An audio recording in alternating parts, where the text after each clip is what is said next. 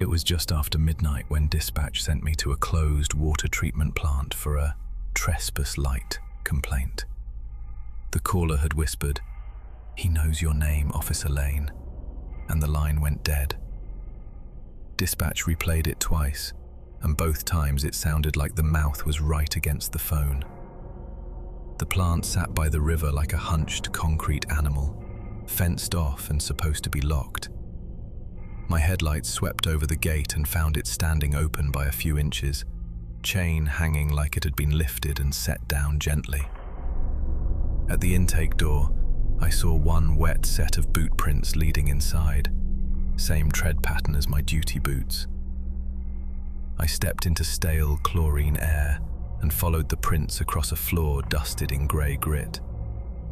They stayed glossy and wet even where there was no puddle, as if the water was being made fresh with every step. When I keyed my mic to tell dispatch I was inside, my own voice answered back a half-second early. I froze and tried again, mouth closed this time. The mic clicked, and my voice still said, "Copy, I'm inside," like a recording that knew what I was about to do. Somewhere deeper in the plant, something metal clinked, slow and deliberate, like someone tapping a railing with a ring.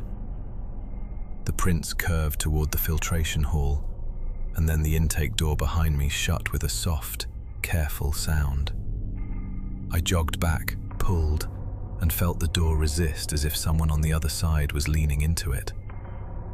My cruiser's headlights blinked outside, like the engine had just been started. I cut through a side passage and entered the filtration hall, a cathedral of pipes and catwalks. Under the dim emergency glow, a figure stood on the far walkway in a dark jacket with shoulder patches, head angled down like it was reading the floor. When it lifted its face, it was mine, only paler, eyes cloudy, smile too patient. It raised a finger to its lips, then walked toward me with the steady pace of someone who already owned the space. I backed up, and it matched me exactly, boots landing on the metal grating at the same beat as my own. Then it surged forward all at once, silent, and its cold hand clamped my sleeve like it had been waiting to feel the fabric. I ripped free and bolted along the catwalk, metal vibrating under my feet. Behind me, it didn't run. It glided with quick, sure steps, closing distance without effort. I hit the end ladder, went down 2 rungs at a time, and felt fingers brush the back of my neck. I burst through a low service hatch and hit open air hard enough to scrape my palms. I cleared the fence at a spot where the mesh sagged and sprinted to my unit, slamming the locks and throwing it into drive. In the rear view, a pale face rose in the back window like it was already seated behind me. At the station, my sergeant played the original 911 audio again to document it. The caller was my voice, calm, breathy, time-stamped 10 minutes before dispatch ever aired the run. Under it, a second voice whispered my name like it was testing how it sounded in my mouth.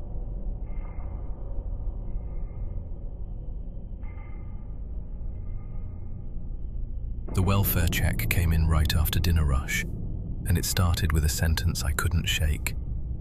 The caller whispered, "Officer Reyes, you're already in my kitchen." And then the line cut like someone pinched it shut. Dispatch had an address, a name, and nothing else. My partner and I rolled up to a split-level house with one dim TV flickering in the front window. The front door sat cracked open, just wide enough to look accidental, just narrow enough to feel intentional.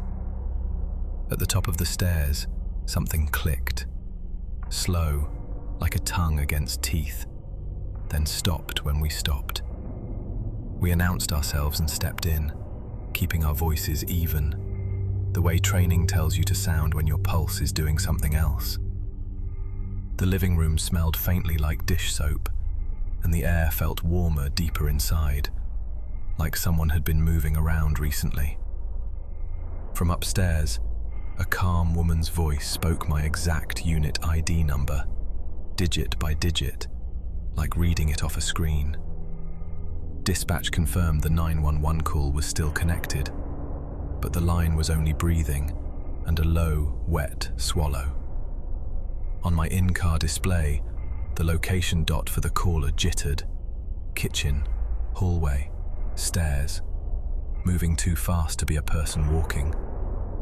The TV flicker cut out, and the room went dim enough that the corners looked crowded.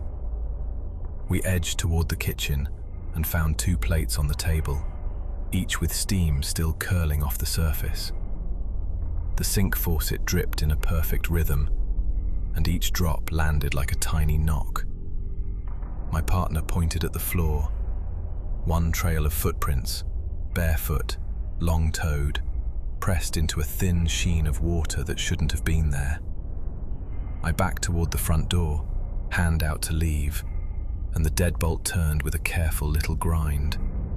I pulled, and the door didn't give, like it had gained weight. Outside, the porch light clicked off, and the windows turned into black mirrors. In the staircase mirror, I saw someone standing behind us in the reflection. Hair plastered wet, shoulders too narrow, head cocked like a question. I spun, and there it was at the top landing for real.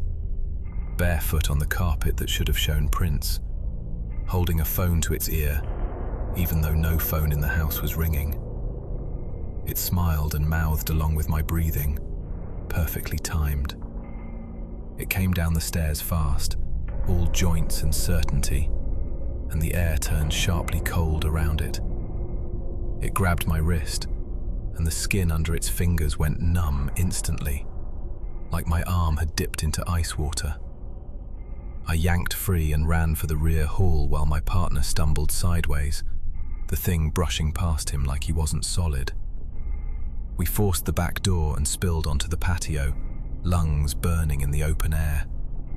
I radioed for units while we ran to the street, refusing to look back until we hit our headlights. When I finally did, the back door was closed, porch light on, house calm as if it had never opened for us. The homeowner was located an hour later, awake, safe, across town, swearing nobody had been at her house. My bodycam audio, though, had a third voice answering our questions in my exact tone, a fraction of a second before I spoke. At the very end of the file, it whispered, clear as day, "I'm still in your kitchen."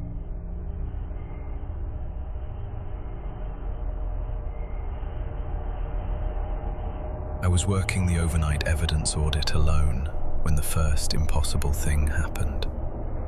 A sealed cardboard box on the bottom shelf suddenly wore a fresh printed label with tomorrow's date, crisp ink, perfect alignment. The label printer on my desk wasn't even plugged in. I logged it anyway, because routine is what you cling to when your brain wants to sprint. I checked the power strip and found it dead, every indicator dark. From above the drop ceiling, dust rained down in a thin line, and a soft knock answered my voice. One knock for each syllable I said. I walked the aisle slowly, eyes on the ceiling tiles, trying to find a vent or a loose panel. The knock kept pace with me, always directly overhead, never ahead, never behind. On the small security monitor, motion flagged in a corridor labeled with a blank name, like the system didn't know what to call it.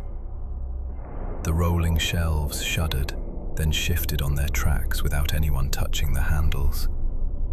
Cold air slid down my neck, carrying a scent like old metal and sweet perfume that didn't belong in paper and plastic.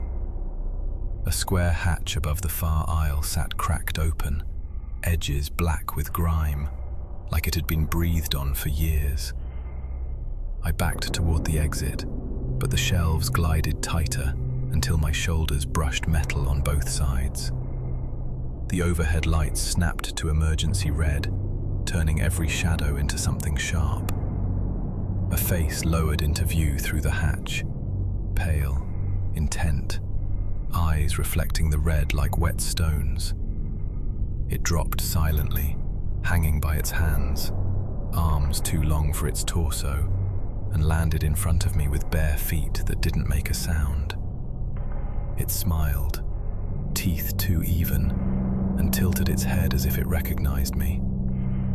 I twisted sideways and ran, and it followed with quick, smooth steps, never slipping on the polished floor.